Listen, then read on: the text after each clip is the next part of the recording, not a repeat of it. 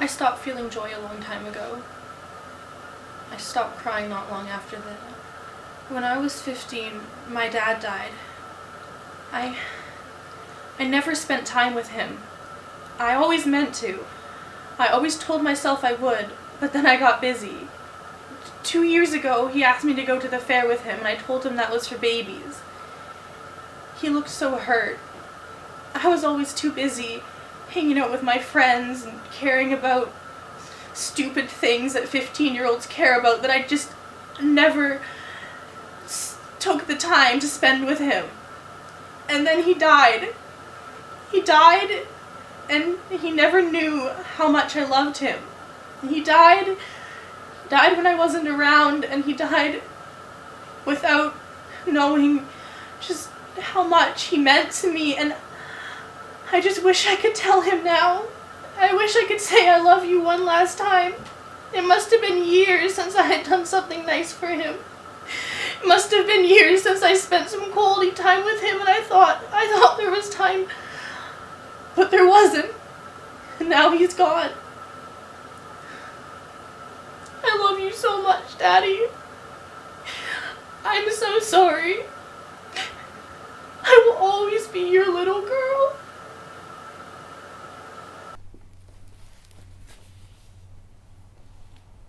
It is a curious thing, the death of a loved one. We all know that our time in this world is limited, and eventually all of us will end up underneath some sheet, never to wake up. And yet it is always a surprise when it happens to someone you know. It's like walking up the stairs to your bedroom in the dark and thinking there's one more stair. Then there's your foot, falls down through the air, and there's a quick moment of dark surprise as you try to readjust the way you thought of things.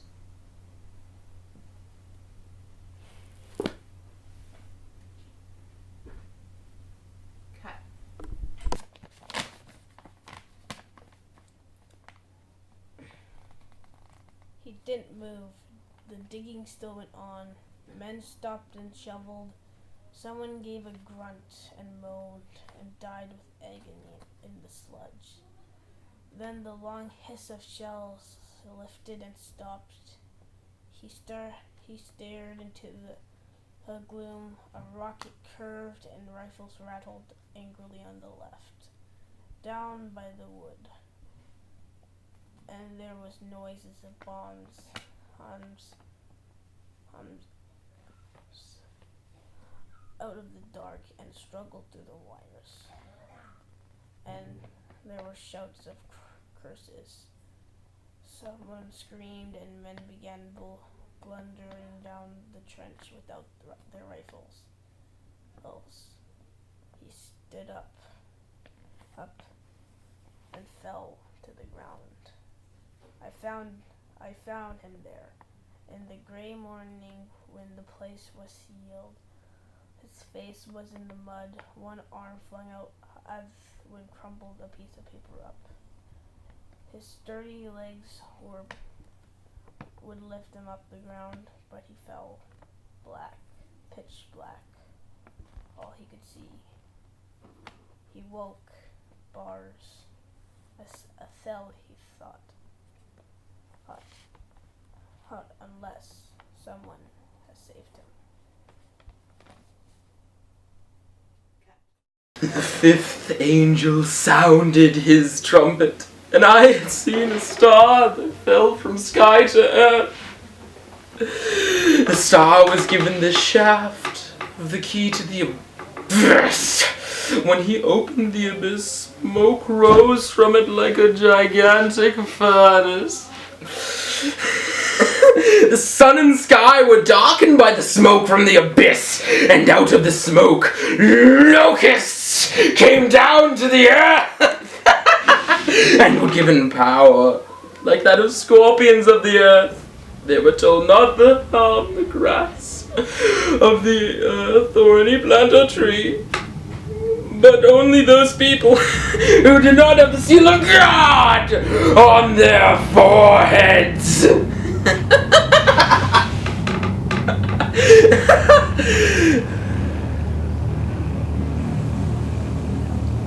They were not allowed to them, but only to torture them for 5 months.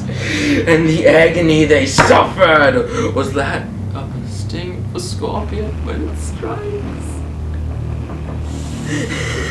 During those days, people will seek death, but will not find it.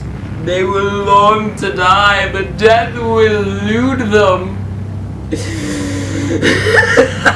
The locusts looked like horses prepared for battle, and on their heads there were something like crowns of gold. And their faces resembled human faces. Their hair was like woman's hair. And their teeth were like lions. They had breastplates like breastplates of iron. And the sound of their wings was like the thundering of many horses and chariots rushing into battle.